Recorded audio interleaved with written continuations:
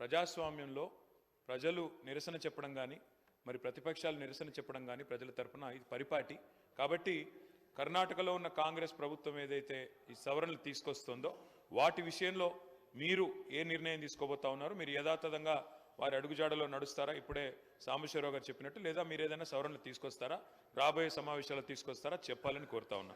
రెండవది, మన ఇప్పుడు ఇందాకనే హరీష్ రావు గారు చెప్పారు, మొన్న ఈ మధ్యన సుందరయ్య విజ్ఞాన్ భవన్లో పౌర హక్కుల కేంద్రం వాళ్ళు ఒక సభ పెట్టుకుంటామంటే కూడా పోలీసు వాళ్ళు అనుమతి ఇవ్వలేదు. ఇలాంటి పరిస్థితి ఈరోజు రాష్ట్రంలో కూడా చాలాసార్లు చూస్తూ ఉన్నాం.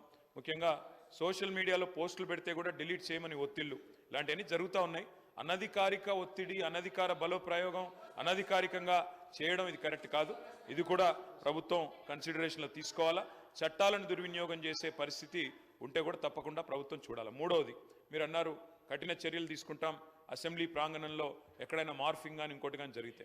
మాకు అభ్యంతరం లేదు అధ్యక్ష. కాకపోతే ఒకటి మాత్రం స్పష్టంగా మీకు గుర్తు చేస్తా ఉన్నా, పార్లమెంట్లో సభ్యులుగా పనిచేసిన ఉత్తమ్ కుమార్ రెడ్డి గారు ఉన్నారు, పొన్నం ప్రభాకర్ గారు ఉన్నారు, ఇంకా చాలామంది గతంలో పార్లమెంట్లో పనిచేసిన వాళ్ళు, మా ప్రభాకర్ రెడ్డి గారు ఉన్నారు, ఇంకా ఇతరులు ఉన్నారు. పార్లమెంట్లో అధ్యక్ష మీరు తెలుసుకోండి కావాలంటే శ్రీధర్ బాబు గారు, you can talk to the secretary general, they will give you the information. పార్లమెంట్లో గౌరవ సభ్యులు, ఎందుకంటే అక్కడ ఉన్న పార్టీ, అక్కడ ఉన్న ప్రభుత్వము ప్రతిపక్షాలను చూపెట్టడం లేదు, కెమెరాలు తిప్పేస్తున్నారు, ఇంకేటో చూపెడుతున్నారు. సరే ఇక్కడ జరుగుతుందా జరగలేదా, I leave it to your wisdom sir. కానీ నేను మీకు చేసే విజ్ఞప్తి అధ్యక్ష, మంత్రులు రన్నింగ్ కామెంటరీ చేస్తే ఎట్లా అధ్యక్ష? ట్రెజరీ బెంచెస్ అది కూడా మంత్రులు రన్నింగ్ కామెంటరీ ఏంది అధ్యక్ష? అధ్యక్ష, మినిస్టర్ గారు గౌరవం అనేది గౌరవానికి సంబంధించిన అంశం అన్నారు అధ్యక్ష. నేను ఒకటి గుర్తు చేస్తా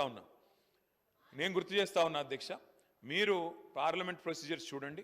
పార్లమెంట్లో ఉత్తమ్ కుమార్ రెడ్డి గారిని అడగండి, లేదా అక్కడ పనిచేసిన వెంకటరెడ్డి గారిని అడగండి, ప్రభాకర్ రెడ్డి గారిని అడగండి, ఇతర సభ్యులను కూడా అడగండి. అక్కడ రేవంత్ రెడ్డి గారు కూడా పార్లమెంట్ సభ్యుడిగా పనిచేస్తున్నారు, వారికి కూడా తెలుసు. అక్కడ సభ్యులు వీడియోలు కూడా తీస్తున్నారు, ఫోటోలు కూడా తీస్తున్నారు లోపల నుంచి. ఎందుకంటే అక్కడ నిరసన చెప్పే హక్కు ఉన్నప్పటికీ అక్కడ ఉన్న ప్రభుత్వం, అక్కడ ఉన్న ప్రొసీజర్లో వాళ్ళు కంట్రోల్ చేస్తున్నారు. ప్రజాస్వామిక హక్కు ప్రతిపక్షాలది ఏదైతే ఉందో దాన్ని వాళ్ళు మొత్తంగా. కేటీఆర్ గారు వన్ మినిట్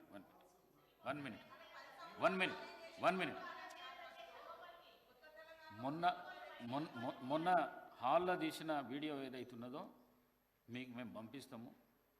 ఎంత దుర్మార్గపు చర్య, ఎంత దుశ్చర్యకు చర్య! ఈ సభ్య సమాజం తలదించుకునే విధంగా ఆ వీడియో ఉన్నది. ఆ వీడియోను పంపిస్తాం, మీరు చూసినాక మీరు మాట్లాడండి.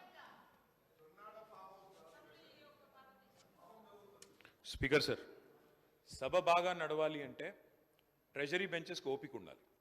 ఎందుకంటే ప్రతిపక్షాల తరఫున తప్పకుండా మేము మాట్లాడాలి, ప్రజల తరఫున మాట్లాడతాం. కానీ ట్రెజరీ బెంచెస్కి ఓపిక ఉండాలి. ఇవాళ ఫ్రస్ట్రేషన్ ఎవరికుందో కనబడతా ఉంది మేడం. ఎందుకంటే ఇక్కడ ఏం మాట్లాడకుండా కూర్చున్న మా అక్కల మీద నోటికొచ్చినట్టు మాట్లాడింది ఎవరో చూసాము, నోటికొచ్చినట్టు నోరు పారేసుకున్నది ఎవరో చూసాము. ఆ తర్వాత కూడా మేము ఇక్కడ నుంచి పోయిన తర్వాత కూడా నోటికొచ్చినట్టు మళ్ళీ దూషించింది ఎవరో చూసాము.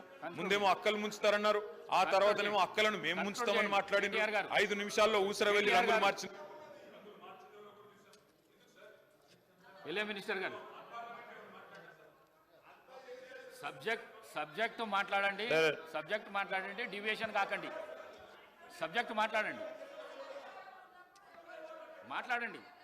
స్పీకర్ సార్, కేవలం మనకి ఇష్టం లేనిది మాత్రమే మనం కామెంట్ చేస్తామంటే కుదరదు సార్.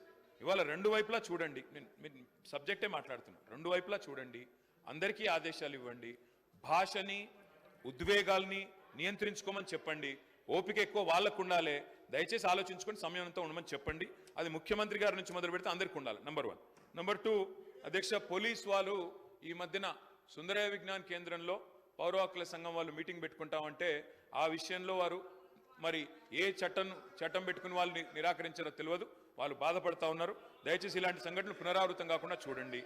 అధ్యక్ష, ఇప్పుడే మంత్రి గారు మాట్లాడుతూ ఒక ఆధునికమైన హైకోర్టు కడతామని చెప్పారు.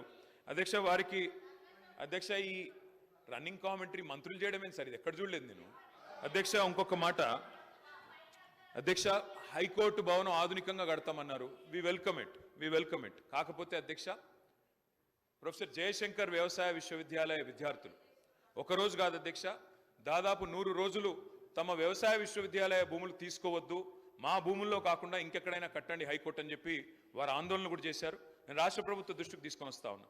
వ్యవసాయ విశ్వవిద్యాలయంలో జరగాల్సింది పరిశోధనలు, వ్యవసాయ విశ్వవిద్యాలయంలో జరగాల్సింది సాంకేతికపరమైన ఆలోచనలు, దానికి భూమి కూడా అవసరం సార్, ఎందుకంటే అక్కడ ఫీల్డ్ ఎక్స్పెరిమెంట్స్ చేయాలి. ఆ ఫీల్డ్ ఎక్స్పెరిమెంట్స్ నుంచి వచ్చే రీసెర్చ్ డెవలప్మెంట్ ద్వారానే కొత్త వంగడాలు కానీ కొత్త ఆలోచనలు కానీ రైతాంగానికి, వ్యవసాయానికి, రాష్ట్రానికి ఉపయోగపడే విధంగా చేయాలి. కాబట్టి దయచేసి నేను ప్రభుత్వానికి కోరేది, వ్యవసాయ విశ్వవిద్యాలయ భూములు తీసుకొని హైకోర్టులో 100 ఎకరాలు కేటాయిస్తామనే ఆలోచన ఏదైతే ఉందో దయచేసి దాన్ని విరమించుకోండి. అక్కడ విద్యార్థులు ఆందోళన చేస్తూ ఉన్నారు, అక్కడి శాస్త్రవేత్తలు ఆందోళన చేస్తూ ఉన్నారు, అక్కడి యూనివర్సిటీ ప్రొఫెసర్లు ఆందోళన చేస్తూ ఉన్నారు, అక్కడి వారందరూ కూడా ఆందోళన చేస్తున్న నేపథ్యంలో ప్రొఫెసర్ జయశంకర్ వ్యవసాయ విశ్వవిద్యాలయ విద్యార్థుల ఆందోళనను దృష్టిలో పెట్టుకొని వారు విరమించుకోవాలి. ఆ ప్రతిపాదన మరో చోట హైకోర్టు ప్రతిపాదించాలని కోరుతాం.